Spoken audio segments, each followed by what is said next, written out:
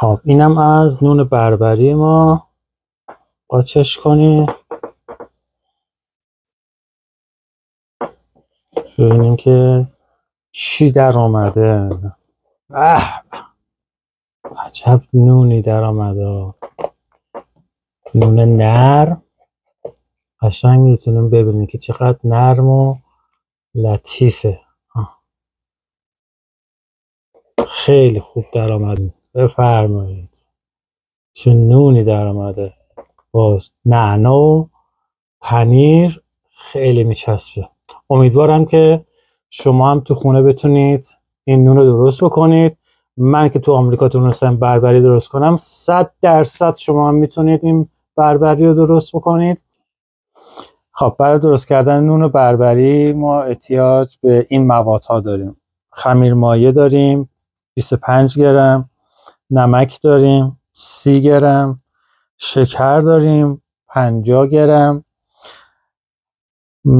کره داریم اینجا 150 گرم، شیر داریم نیم لیتر شیر اینجا داریم 500 میلی گرم میشه. بعد آب داریم. خمیر مایه رو میریزیم، بعد شکرم بهش اضافه میکنیم که زودتر بالا بیادش. اینم آب بهش اضافه میکنیم.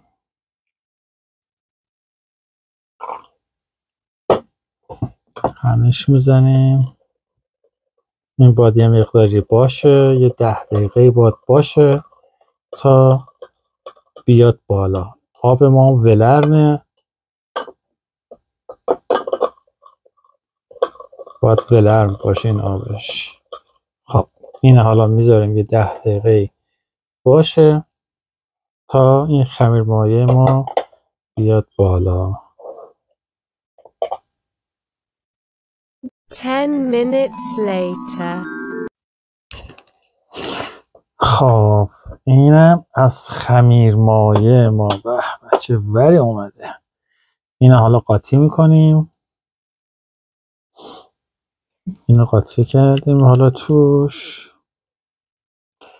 آردمونم در حدود 2 کیلوگرم آرد من ریختم. اینم با آرد ما قاطی میشه. خب اینم نمک ماست، قاطیش میکنیم همین الان. حالا شیر رو یواش یواش بهش اضافه میکنیم.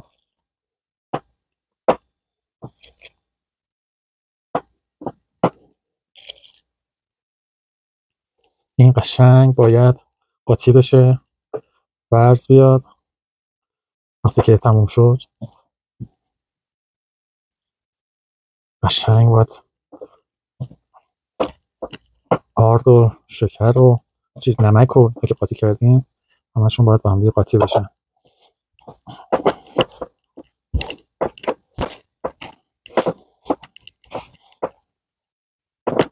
اونجا که میتونیم باید اینا رو قاطی کنیم با هم دیگه. من البته نصفش رو آرد سفید ریختم، نصفش هم آرد قهوه‌ای ریختم. مقداری بهشون آب اضافه میکنیم. این کاملا باید با هم دیگه قاطی بشه. تا اونجایی که امکان داره باید خوب به هم بخوره.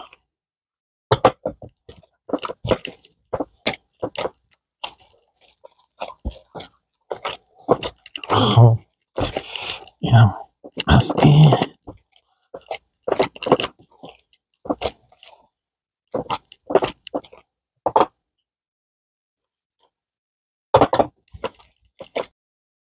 میذاریم یه مقدار استراحت بهش میدیم تا این خمیر ما قشنگ مول معروف ور بیادش. حالا این حالت باید باشه یه ساعتی تا 2 ساعتی تا این کاملا ور بیادش. روشم میبندیم. بعد دورش هم یک چیزی روش هم یک چیزی میذاریم که یه مقداری گرم بمونه. خیلی خوب، ما برمیگردیم. خب ما برگشتیم، حالا اینو برداریم ببینیم که به به چه وری اومده این خمیر ما. به چه میکنه این خمیر. چی شده؟ خب حالا اینو ما یواش یواش کره رو بهش اضافه میکنیم بره تو خوردش. کره که اضافه میکنیم چنگش هم میزنیم شنگ بره تو مغزش.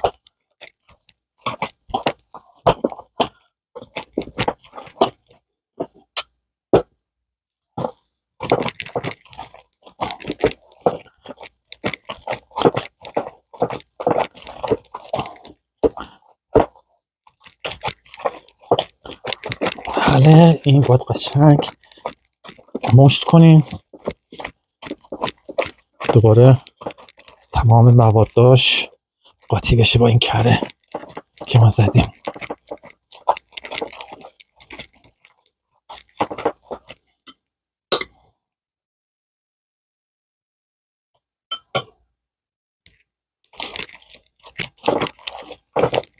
حسابی باید مشت کنید، هرچی بیشتر باش پلی بازی کنید این خمیرتون نرمتر میشه، نونتون نرمتر میشه. تا اونجایی که میتونید باید باش بازی بکنید.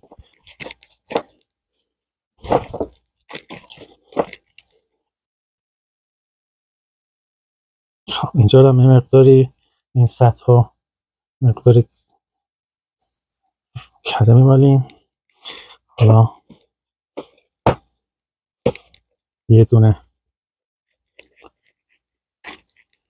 یک بونه درست میکنیم به این شکل قشنگ. اونجا که میتونیم اینو به این شکل میذاریم یه 5 دقیقه هوا بخوره واسه خودش. یه مشمایی روش میذاریم الان که این یه خورده استراحت بکنه. به این شکل میذاریم مقدار استراحت کنه، یه 10 دقیقه بهش استراحت میدیم. خب اینا رو فعلا برمیداریم تا اون 10 دقیقه استراحت بکنه. 10 minutes later. خب ما صبر کردیم خود این خمیر ما بر اومده، حالا آماده داره میشه. قبلش این زیرش رو یه خورده من دارم کره مالی میکنم به این صورت. خب اینها رو برداریم ببینیم که چه خبر این زیر. خورده دیگه باش بازی کنیم. خب میذاریم اینجا بازش میکنیم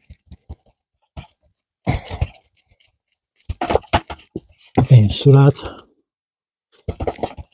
که میتونید بازش کنید که نونتون نازک در بیادش و خوشمزه.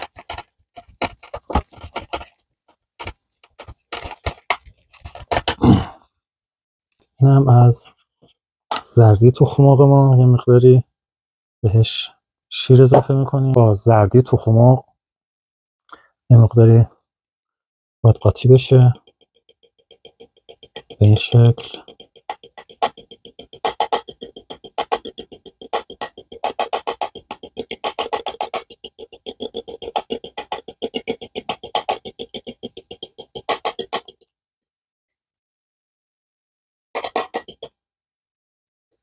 برای اینکه خوشمزه تر بشه مقداری توش میخوام هل اضافه کنم، مقدار کمی هل و مقدار کمی هم زعفران دارم بریزم، زیادم نمیخوام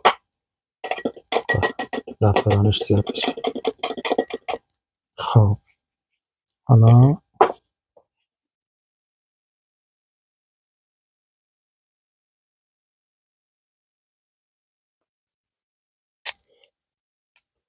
این حالت روش میزنیم این زرد تخم مرغو.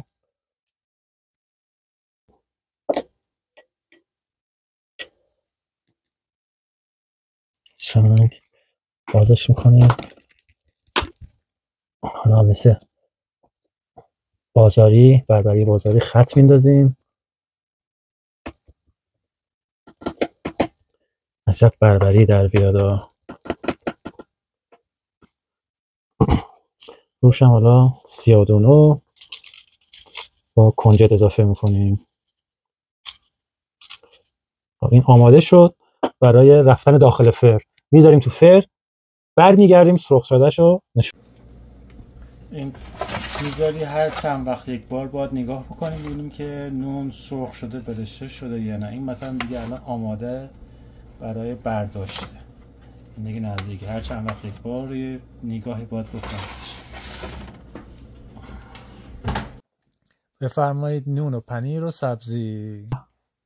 موفق باشید و منتظر هستم کامنتاتون ببینم که چی نوشتین، کی تونسته نون بربری خوب و نرم به این شکل در بیاره. مواظب خودتون باشید. بدرود تا درودی دیگر.